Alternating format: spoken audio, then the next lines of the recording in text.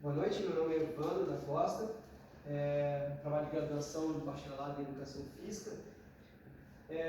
Inicio o tema ensino e aprendizagem no futsal, análise e resultados das metodologias aplicadas. Né?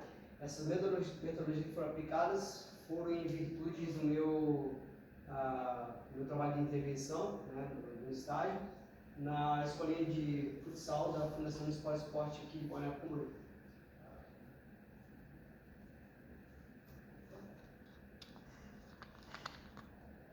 Então, o objetivo desse trabalho, o que foi? Ele foi apresentar os resultados dessas análises, né, que a gente fez lá na escolinha de futsal da Fundação Municipal de Esporte.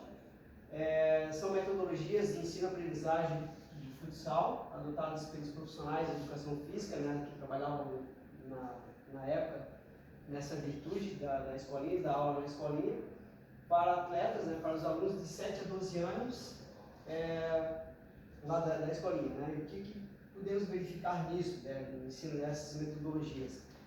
Verificando a melhora da performance nos treinamentos, realizando análises, comparações entre os métodos aplicados e resultados obtidos dentro desses métodos que a gente vai começar a explicar a partir de agora, para vocês começarem a entender.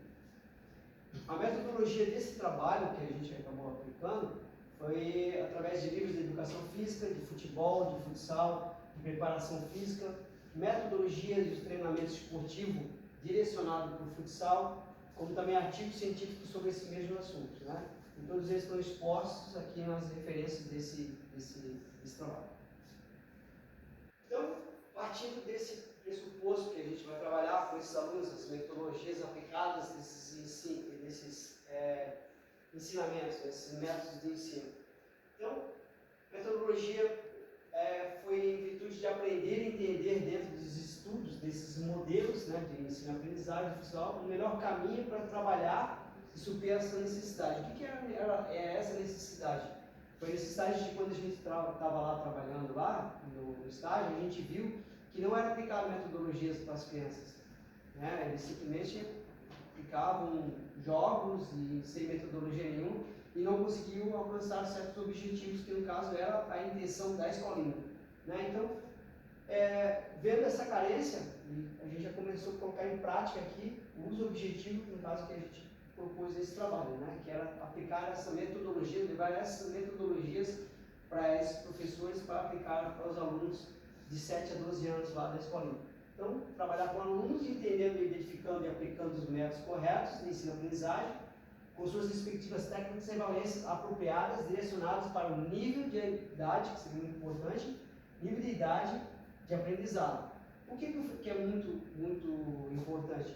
Porque, dependendo da idade de certos alunos, você não pode levar um certo método de ensinamento maior do que ele consegue suportar. Né? Você não vai aplicar métodos de ensino que é aplicado para um adolescente ou para um adulto, para um aluno de 7 a 12 anos. Quer dizer, não vai corresponder o esperado.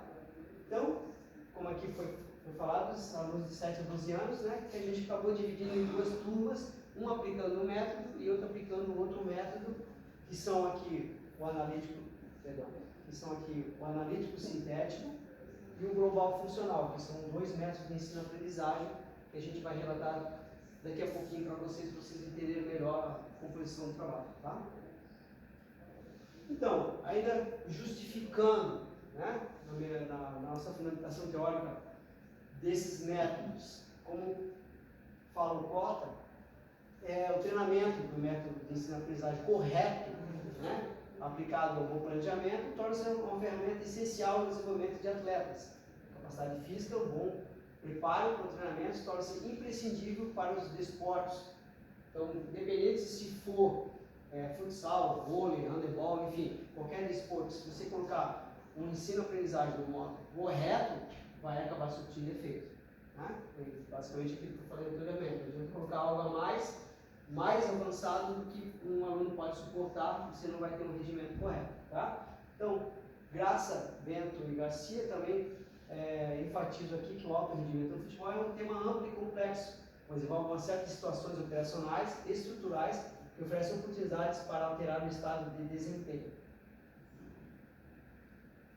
O Volser e o Gilst também explicam que o fenômeno esportivo infantil, que tem sido nesse início de século, motivo de muitos estudos e posicionamento, tanto diz respeito aos seus ideários, como em relação à função pedagógica dentro dessas ideias, né? Ou seja, hoje em dia, cada vez mais a gente vê, né, crianças mais novas sendo vendidas a outros clubes, né? Estou falando isso de futebol, né? Mas isso é em todas as áreas.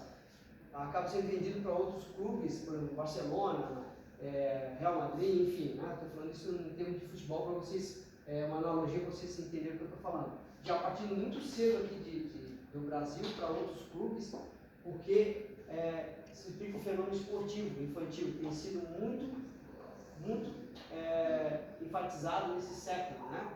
Muita gente se adapta, se faz uma preparação muito antes, já para se preparar futuramente esses atletas para um evento maior. Então, o Greco aqui ainda enfatiza, né, basicamente aquilo que a gente estava falando, que as características dos processos de adaptação biológica têm, sim, referência de cada faixa etária. Ou seja, é imprescindível considerar as formas de integração dos princípios de treinamento aplicável nas citadas fases. Ou seja, cada fase tem o seu ensinamento, o seu método de ensino correto para se cumprir, para se adquirir aquele aprendizagem da melhor forma. Tá? Então, agora a gente vai falar dos dois métodos que a gente estava falando anteriormente, né, que foram aplicados para esses alunos. O analítico sintético e o global funcional. O que são esses métodos? O que é o analítico sintético e o que é o global funcional?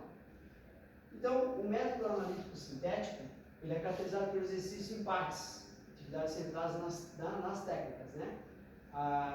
Então, parte isoladas, somente após o domínio de cada fundamento, o jogo propriamente dito é desenvolvido.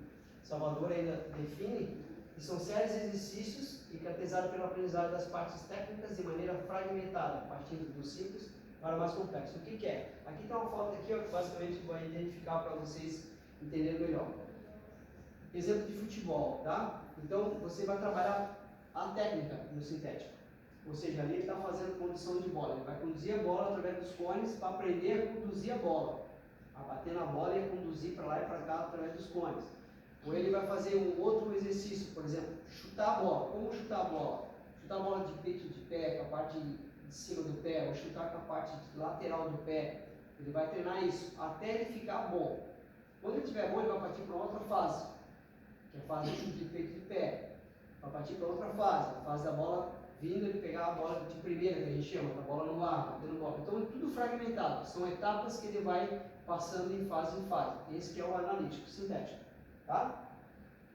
O que é o global funcional? O global funcional consiste, como diz Dietrich, né, Scarlett também, no aprender a jogar a partir do jogo, utilizando a complexidade e a dinâmica do jogo no conteúdo a ser ministrado. Jogo recreativo, grandes jogos, portanto, representa a medida metodológica principal. Reis ainda comenta que nessa concepção trata-se de perceber os estímulos como um conjunto organizado. Ponto de partida é a equipe e aprende a jogar através do deixa jogar. Caracteriza pelo aprender jogando, ou seja, é aquilo que faz duas equipes, coloca a bola e deixa a rapaziada jogar. Não só deixar jogar, você vai dizendo, ó, pegou a bola, toca lá, você se apresenta aqui, você vira lá, ó, agora a partir dessa parte aqui você chuta no gol, essa parte aqui vocês não sobem, vocês ficam aqui na defesa, vocês abrem lá para fazer a lateral, desse modo. Aí só depois que eles começam a pegar essa noção, que aí se junta o analítico sintético, que é o anterior que eu falei anteriormente. Que aí se aprende a técnica de bater na bola, de chutar, e assim vai adaptando eles no jogo, junto com o analítico sintético. Então, essas crianças foram submetidas, né, lá da escolinha, que a gente estava lá, elas foram submetidas a uma nova rotina de exercícios, que então elas não tinham, focados e destinados a um determinado método de ensino que foi apresentado. Ou seja, a gente separou elas em duas turmas. Durante 3 semanas trabalhamos uma só trabalhando o analítico sintético e outra só trabalhando com o global funcional. Tá? Os resultados foram certamente satisfatórios, né? E o Greco ainda aponta aqui que essas atividades são baseadas em exercícios realizados em partes e etapas, apresentando a divisão de gestos, das técnicas e ações motoras em seus componentes. Então, os resultados dessa aplicação desses métodos. O primeiro que a gente teve resultado foi o analítico sintético. O que a gente notou? Que perde-se cognitivamente. A criança é treinada para repetir exercícios e não para resolver problemas. É direcionada para seguir um modelo e não para criar e se adaptar às novas situações. Ganha-se para executar a habilidade, mas não para aplicá-la em situação de jogo, pertinente ao que se faz, quando e por que fazer. E o método global, o que a gente teve de resultado? As crianças que trabalham com esse método global funcional apresentaram que esse método é concentrado na tática, no jogo, deixando o ambiente de forma mais prazeroso, onde o objetivo maior é desenvolver a inteligência do aprendiz. Segundo Lopes, esse método vem sendo mais empregado, na medida que interage aspectos como a criatividade, a imaginação e o pensamento tático dos jogadores. Então, o que a gente conclui disso, né? Os dois métodos são eficazes dentro de cada parte. Tá? E os resultados foram certamente satisfatórios. Juntamente com os professores, verificamos que os métodos aqui observados, em particular, comprometem muito a inteligência tática e técnica das crianças, com as ações motora e as ações cognitivas, todos os dois. Então, é fato afirmar que a intervenções aqui justificadas, verificadas e analisadas desde o princípio metodológico que foi aplicado, se não forem corretamente desempenhados por um profissional de educação física na área esportiva,